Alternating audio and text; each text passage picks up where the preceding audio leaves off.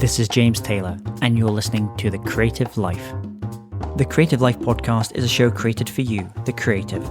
If you're looking for inspiration, motivation, and advice while at home, at work, or on your daily commute, then this show is for you. Each episode brings you a successful creative, whether that's a musician, writer, artist, designer, performer, educator, or creative entrepreneur. They share their journey, their successes, their failures, their creative process, their insights, and much, much more. In this episode, I speak with Andrea Merson, and we talk about online courses, the creative process, and how an entire organization can develop its creativity. Enjoy this episode. Hey, it's James Taylor. I'm delighted today to be joined by Andrea Merson. Andrea is the creative director at Thinkific, a platform which helps anyone create their own online courses.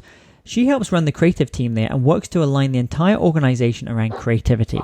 She got her start with a Bachelor of Commerce with a focus in entrepreneurship and quickly jumped into the world of advertising to help clients of all sizes use creativity to affect their bottom line.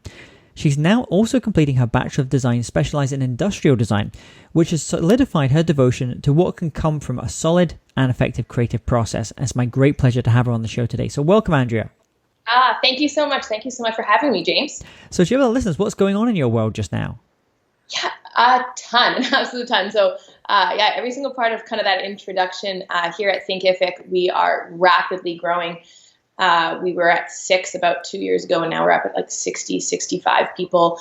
And through that, we recognize the need for more structure around our creativity and realizing about how you communicate internally and externally about what we're doing. So we're working on some really cool branding projects.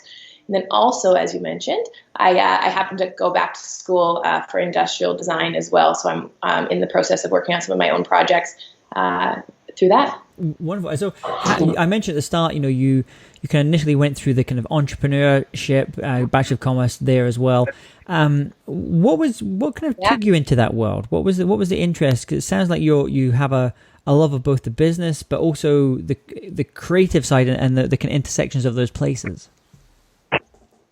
Yeah, I love it. So growing up, I always had an inclination into the creative world, but also sharply the business sense. And I remember, even being a young little one and having a lemonade stand and that distinct moment of someone handing you a $20 bill and saying, keep the change on like a 25-cent lemonade, and thinking, you can do so much with business, and getting that spark. And I just remember thinking, how am I going to bring creativity and business together? And I had a father who was an architect and thought, you know what, I don't think I'm going to build buildings, but I'm going to build businesses.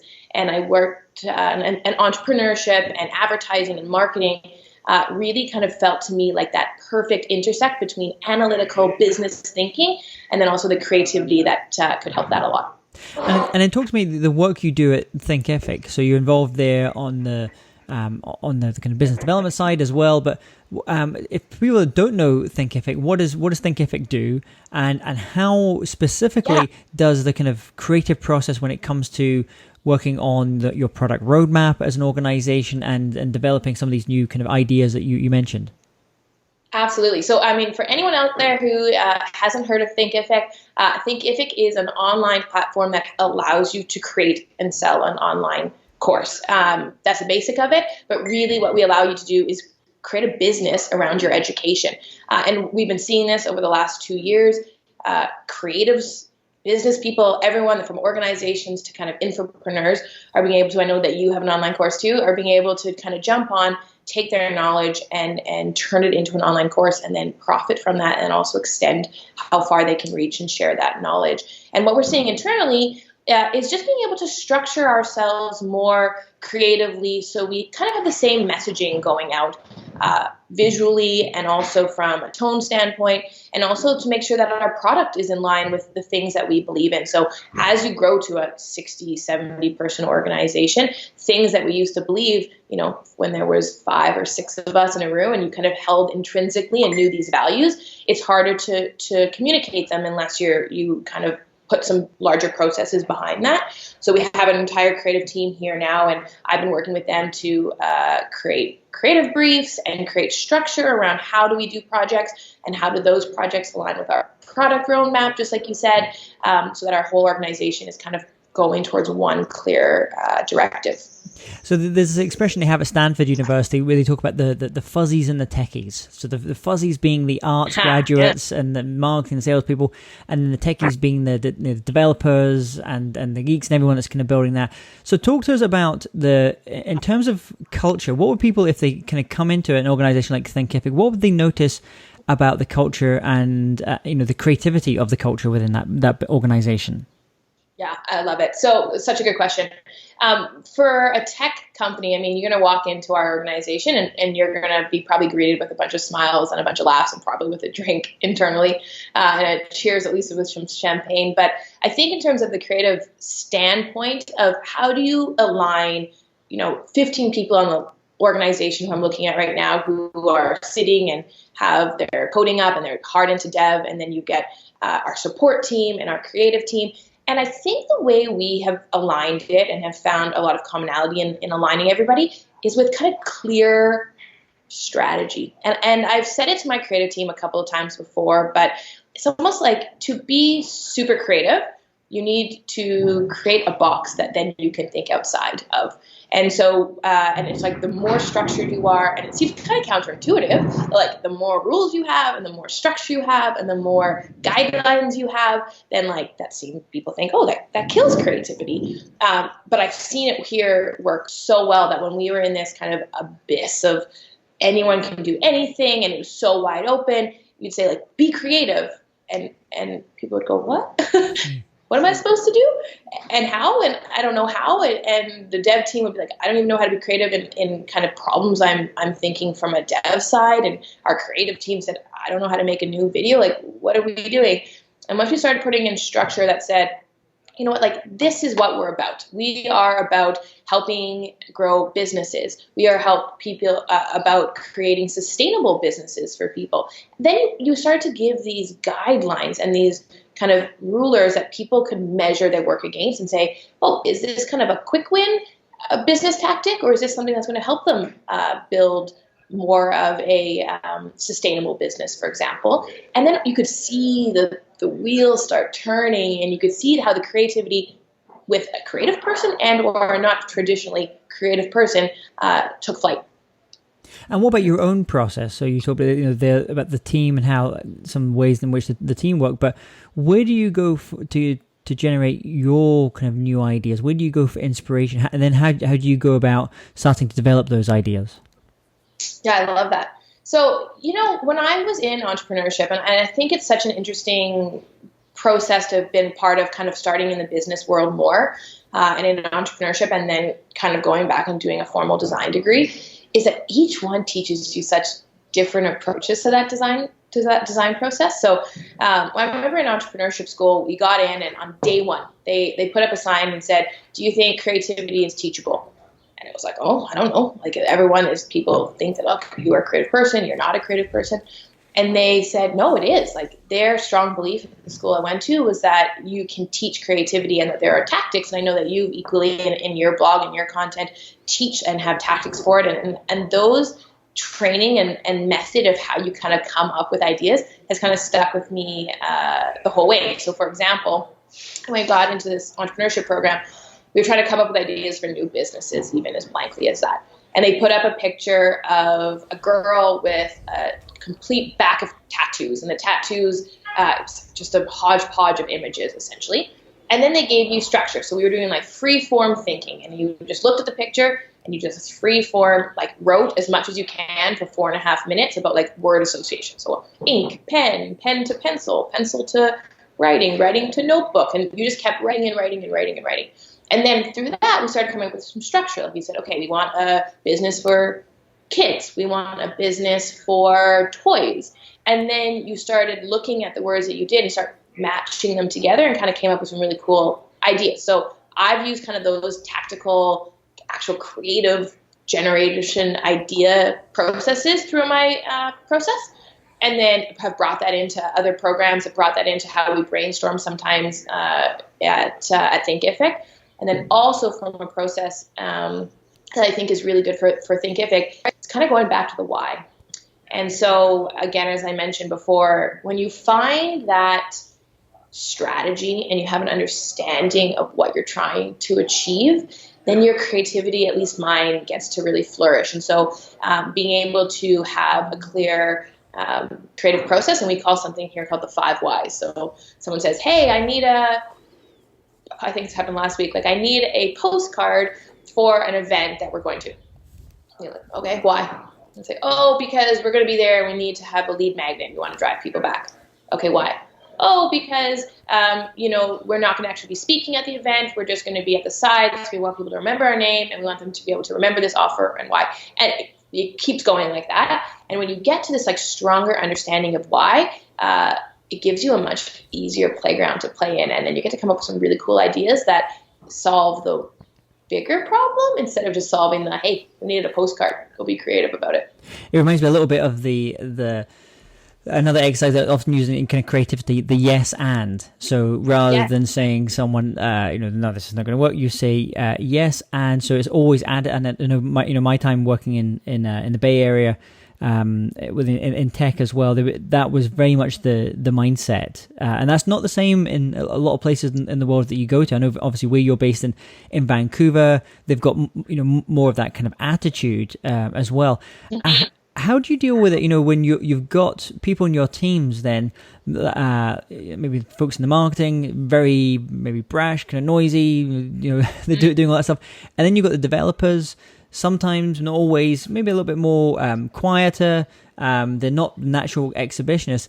When you're coming together as a group, maybe a group of 5 or 10 of you to work on an idea and a creative project or trying to think about a solution, how do you ensure that you're getting the best from those people that might not necessarily be vocal about raising their hand or giving forth their ideas? Oh, it's so good. It's such a great question because I've seen it to its fault not happen in other organizations. So I've seen it where the groupthink completely takes over, and I think it takes a lot of management to be able to create an environment where those voices get heard. So a couple different things that we do. First of all, I think we align, like we put kind of our overall business objectives and we put our core values on the wall. Like we've got posters on the wall, we've got 8-foot brand values on the wall. So it's a constant reminder of what we're all working towards and how we run our organization internally. So for example, one of our internal values is passionately debate, and it is on 5 stickers on the wall that I could see right now. Which allows people to say, all right, we've already agreed on this thing. So if I'm in a meeting and I kind of disagreed, I've already been empowered from an organizational standpoint to challenge you under these guides, right? To say, hey, I'm kind of passionately debating you. And everyone goes, oh, okay, cool. So that's one thing, to understand what our common values are. And then the other thing is, I really think a creative brainstorming session can go off the rails so quickly, and you really need structure. Again, I just keep coming back to structure to facilitate that. So a couple things that we do here, we're really big on the sticky note ideas. So we allow people to have independent thought, and we ask questions, and we'll be in a creative meeting. And instead of just saying, right, let's do ideas and have people with the loudest voice put their hand up, we give everybody sticky notes, and everyone writes their sticky notes ideas down. I'm sure you've seen this in other organizations as well. And then we allow those tiny moments and really big insights that can come from somebody who's in a different mindset, especially like a developer, for example. We let everybody write down their ideas, and then we structure those ideas and we kind of play with them, and then we come up with other objectives. We move the sticky notes around. And then the fact that that idea is there and we have clear ways of kind of evaluating these ideas, everyone gets to be heard, whether or not they're loud or they're kind of more introverted and on the quiet side. So everyone has their sticky pads and has their pens, and so there's not one person that's dominating the board in that way, which is great to see. Can you tell us about a time when you worked on a project, a creative project, and you gave it your heart and your soul, but for whatever reason it just didn't work out like you hoped? And more importantly, what were the lessons that you took from that experience? Yeah, absolutely. I feel that it happens a lot more in the middle of processes. I feel where it hasn't really worked out. It was really interesting. We did a wonderful online seminar for women entrepreneurs, and we recognized it, and we said, you know what, we want to have a huge audience. We were throwing it up to like 10,000 people was our goal for people to attend to, and we created this great landing page. We've been working on it for 4 or 5 months. We put the landing page out as like a soft launch. And there was language in there, and it was really good visuals, and I thought the visuals had really gotten to a great place. And the conversion rate was so low on this landing page. Fair enough, we hadn't like fully launched it to some of our more effective channels, but it was way too low to think it was ever going to be good. And it was a huge blow. I mean, there was huge expectations for what this landing page was supposed to do, and that the fact that we've been working on this seminar and online event, and like there was, if we're getting like 5 people at a time, how are we going to get to 10,000? And so it made us stop and question it. And what we went back to is, it was like, who are we speaking to? Like, what are we doing? And we knew we were talking to women entrepreneurs, but it had gotten so broad and like, okay, so we were trying to speak to everybody, and we lost that insight. Like, we lost that person that we were speaking to, and we lost that emotive language. And so we just put like, you can grow your business, and we lost all the challenges. And so we said, this isn't working. Let's stop. Who is this person again? And we went back to another kind of creative brainstorming session. And we just said, what are these people's challenges in their words? And we started again with like kind of no constraints in this meeting, writing up exactly who this person was. And moreover, who is this person not? Like, be like, there are women entrepreneurs who probably wouldn't be great for this, who wouldn't care about this content. What does that person look like? And the more we defined like 10 things deeper about what this woman entrepreneur looked like, where she was in her process, what her challenges were, the language started to become so much clearer. And our headline, I think, went from grow your business or something to that effect, like not that great, to like stop sitting there thinking, oh man, that should have been me. And that was like lines that we had heard from people, and somehow in the creative process and then just like the process of building, we had lost that. And when we got back to it, we changed it. We changed a bunch of the language on the landing page, and we did our full launch with it. And it was so successful. We hit our 10,000 viewers, or 10,000 registrants for the event. Everyone was stoked on it. I hear every day people messaging in, still saying like how wonderful of an event it was. So it was on the brink of disaster, and we were forced to figure it out. And it reminds me, as you're talking about that, it reminds me of that, I think it was Peter Thiel that said, in order to go big, go small.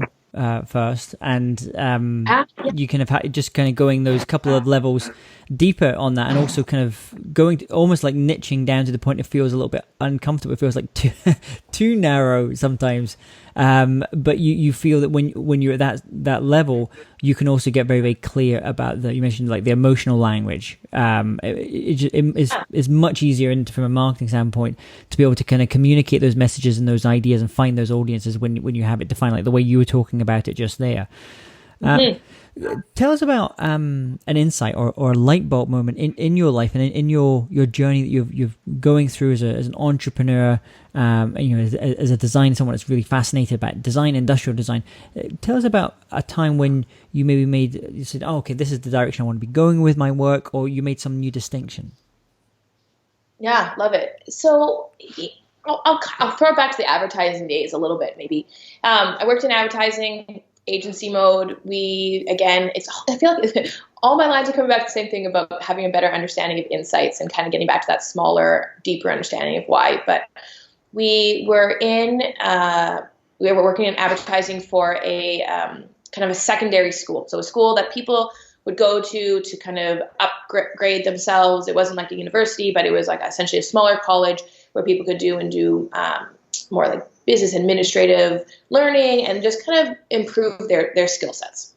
So it was a super competitive industry. There's another one like that was copying everything they were doing. It was messy. Anyway, long story short, we came in, and our company and our agency had a big strategy of what we were going to go. So we were going to go out, and our kind of campaign strategy was like a career matchmaker. So we thought, these individuals, they want to be able to find a dream and find their passionate job that they're so passionate about, and like something that's true to them, and they want to have their creative freedom and all this kind of stuff.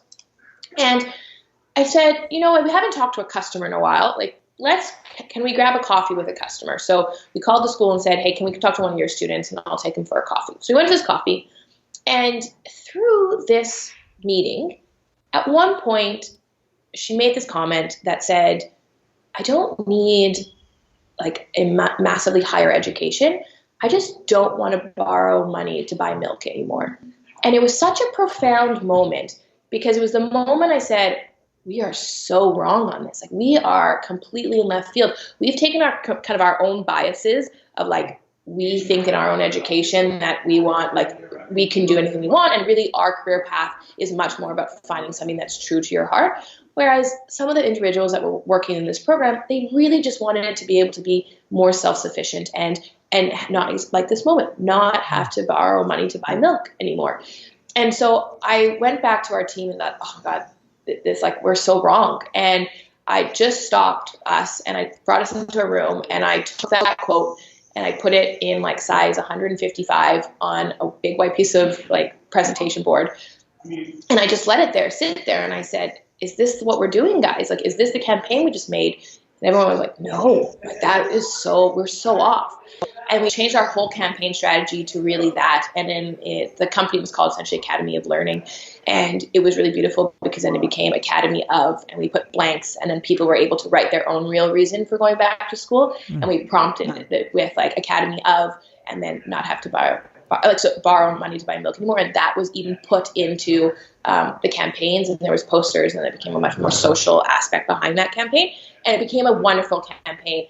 And it was just this aha moment again about like, get out of the boardroom and get back to the streets, and that like really cool ideas can come from the boardroom, but the ones that make that massive difference are like the moments of insights that you get from kind of the ground level. It reminds me a little bit. I don't know if Thinkific, if you use like a Kanban or Agile in terms of how you manage your projects. Yeah, and there's a stage in that, if people listening that don't use Agile or don't use Kanban or Scrum is the other one that often gets talked about. There's an important part in that process where you talk about the different stakeholders in the process as well, and you actually try and get really clear on what those stakeholders. And it's so easy just to kind of like, you have an idea. I'm just gonna run with it without actually spending the time of, as you did, kind of just taking someone that stakeholder out for a cup of coffee, the ideal customer, the ideal reader, the ideal listener, and just having a conversation with them and just finding out, because it's just really easy to you make these little changes all the time, and before you know it, you're so far away from what the original vision was, and really what serves the audience or the customer. Yeah, and in that one moment, I lucked out in I really think she actually was like one of our first customer calls that we had done. But like, it's a habit to form, because you don't know necessarily when those moments happen. Like, there are other customer calls that wouldn't have gotten to lead to that exact kind of profound insight that was so clear for that one situation.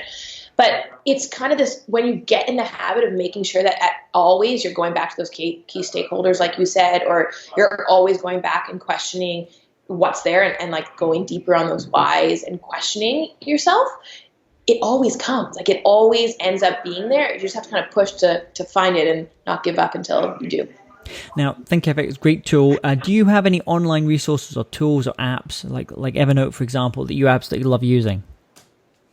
Yeah, in our team, we use Asana in our own team, and it's not perfect for our creative team, but where it does really work for us is that our whole organization uses it. So we had looked at different tools, and the tools kind of brought the creative team separate to the rest of the organization, which made it challenging. So we ended up saying, you know what, there are a couple little things that aren't perfect for a creative team, but from a whole organization, the rest of the organization's on Asana, and it's allowing people to have other projects to be able to link really quickly into kind of the creative team, and then their processes and their boards are all kind of linked up and matched up. It worked really, really well. And for the first time really aligned the team and gave everyone a visual of like, what does the creative team actually do? Yeah. And like, when is that project coming back? So that tool has helped us a lot. It sounds an interesting one, because I speak to a lot of organizations, especially ones that either very tech focused or software development focused, that absolutely love Asana. With myself, with my team, and a lot of some of the other kind of creative business I work with, they've not used that tool, or they maybe they have used it, but they've used other tools. The only thing I've always found with Asana is it feels very it's not visual in the same way that I know a lot of other tools out there are. But from a process standpoint, it's actually very good. It's got a great process, great, where if you think in that very kind of logical way. I always find I end up having to, with tools like that, I end up having to do my other working off on a piece of paper or on a whiteboard or something else, and then transition it into something like an Asana. Yeah, and I think we're on the same page on that one. Like they've moved kind of these cards now, so you're taking projects a little bit, tiny bit more visually, but in terms of like iterations and versions of things, and like it doesn't work for certain things like that for our creative team. But where it like profoundly wins is the fact that if I have a developer or I have someone else already in their process and they want to link in the creative person, it's also seamless to be able to say, hey, link in, here's a creative brief that we've already started. Here's like our overall business spec. And really quickly, our creative team is already caught up and exactly knows what's going on. What about if you recommend just one book and one album to our listeners? What would they be? Such a good question. My bookshelf is full of it's sad. I think so much. I think maybe I need to get some like novels in there, full of just like business books and biographies of some like really cool, like pour your heart into it about Starbucks and like just people that inspire me. But some of the coolest things how I've taken in content from a creative one that have been really profound to me haven't been books, but in fact TED Talks. And I love a good TED Talk because it's really short and just sometimes really poignant on the comments that they're trying to say. So, two that have always really stuck out to me. There was one by Elizabeth Gilbert, who is the Eat, Pray, Love genius. And she had a really interesting TED Talk on creativity and your creative genius. And I'm going to butcher this for her. You should just go, because she's a writer, you should just go listen to it all. But the premise of it behind it was, back in the day, people used to say you have genius. It wasn't something that was intrinsic to a creative being, but like you got a moment, your genius was, and genius used you as a vessel for a time being. And it allowed her to recognize that when you didn't have the idea, it wasn't on you. It was just that you didn't have this moment of inspiration yet, and that you didn't have to go into a full depression. And why, for some reason, creativity is one of like the only industries where people are worried about you like not finding your next idea and about like going into depressions and going into these like manic states. Whereas like no one asks your doctor if they're going to worry about their next surgery or they're getting to their next thing. So it's just a really interesting take on creativity, and especially creativity when you're not feeling it, like when the moment's not there. So that was a great one. And then I think another one that I really loved was there was an IDEO TED Talk. Love IDEO as an organization, but from Tim Brown, and it was one of the first times. It was I watched it probably 6 years ago, and it kind of sparked my new interest in going back to industrial design, because IDEO is kind of a behemoth, amazing company in that way. But the really cool thing about it was how structured they made play. Like, they recognized that play was important. They recognized that like we've lost creativity in the workforce, and that we've lost kind of this just guided that when you were children, you just played and you created, but that there's rules to play. And that like when you're a child, one person wasn't playing house and the other person was playing like cops and robbers. You had like, we're playing this game, and we had ideation and imagination all within a very structured way.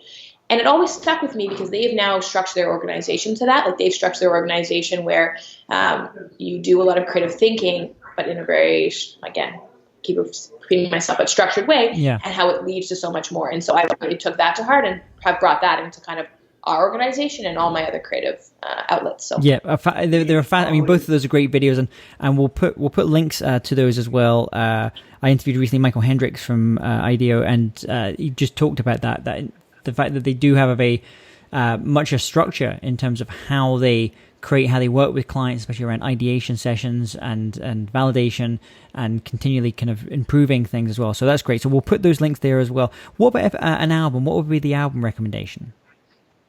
Oh, for music? Yeah, what would be the record or an album? Oh, that's so good. You're finding my holes here. I don't know. I think everyone finds their unique. This is like, it's not to inspire, but like we were joking in the office the other day how I'm going to get made fun of this, but I put on Celine Dion sometimes when I am in like a need a moment of like, profound creativity. And I think it was someone else in my group said they did the exact same thing. And it was just, it's not that it's great music or it's anything like that, but sometimes it's just music like you have. And it's not that I think everyone needs to go listen to Celine Dion, but okay. But it's finding some music that you can fall into that kind of creative moment in it. And the reason I like it so much with her is I think I put it as a background. Like I sometimes just need a blocker of music to kind of let the music go and not have to listen to the new lyrics, because I have like a ton of on my Spotify of like hype new good music that I really love listening to. But I listen to the music too much when I'm trying to be creative and trying to do some problem solving. And so I put on Celine Dion's album. You can zone out a little bit with a bit of Celine Dion in the background. It's like kind of just there, and I don't know, I fall into kind of this rhythm, and it's good. I gotta say, it's pretty good. The entire company is going to make fun of me on it, but that's okay. It's good. Well, that's great. We'll put those links down as well. And final question for you. Let's imagine you woke up tomorrow morning and you had to start from scratch. So you have all the tools of your trade, all the knowledge you've acquired, but you know no one knows you. You have to restart. What would you do? Wow. Such a good question. I think it would be like a bunch of coffees, and it would be reaching out to meet people, because I think in my experience of having kind of the business and the creative side together, I recognize the validity of a team and how much and how important it is to have people on your team that can help you get your idea to fruition and also balance you out as a creative too. So with my own ideas now, I've got like a ton of product ideas that I have in the pipeline that I'd love to work on, but also love jumping into other people's ideas. So I think if I had to start it all again and not know where I was going, but knew that I had this passion for business and passion for creativity, it would be just meeting people and finding either, hey, what kind of projects are you working on? And let's get excited about that project and how we can brainstorm around that and what kind of creativity we can bring to that problem. Or I would say, you know what, here are the 5 things that I think are really cool, and trying to build a team around those ideas in differing skill sets, because I so appreciate having a team that has differing skill sets that can challenge you, but also like some people are just better at different things. I think our organization has a really cool split between some people who just want to get it done and kind of, especially in an entrepreneurial standpoint, like an MVP, you want to just make it good enough for now and then go out and test it. Like, don't spend 18 years building this thing. And for I skew more kind of perfectionist, more like make sure it looks beautiful, it's great, it's ready. And I think really being in the startup world and seeing projects, you need that balance. And independently, without that, I don't think I would have been able to achieve what I've done so far today, especially with this organization. And equally, that organization, I think, benefited a lot from the people in the organization who said, oh, let's make sure that looks a little bit better. So Andrea, let us know, where's the best place for people to go to find out more about Thinkific, but also find out, maybe about you and maybe other things you've got going on just now? Yeah, absolutely. So if you ever want to check out Thinkific, you can just go to thinkific.com. It's THINKIFIC. So thinkific.com. We have a terrific blog. You can just hit our blog or just search Thinkific blog. And we talk a ton about how do you take your ideas, how do you take your business and really expand them with online education and creating your own online course. So we've got an entire team behind that. If you want to just chat to me, you can just shoot me an email, Andrea@thinkific.com.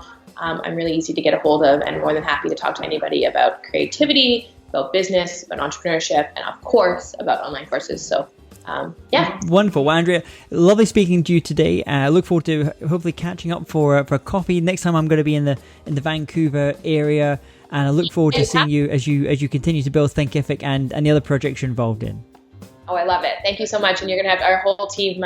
We have a big gong here, and every time there's a visitor, we have some champagne and we gong and we have a good party. So you have to be sure to come in and we'll show you around. Hey, James Taylor here again. And if you're interested in living a more creative life, then I'd love to invite you to join me as I share some of the most successful strategies and techniques that high-performing creatives use. I put them all together in a free downloadable ebook that you can get by going to jamestaylor.me. That's jamestaylor.me to get your free downloadable ebook on creativity.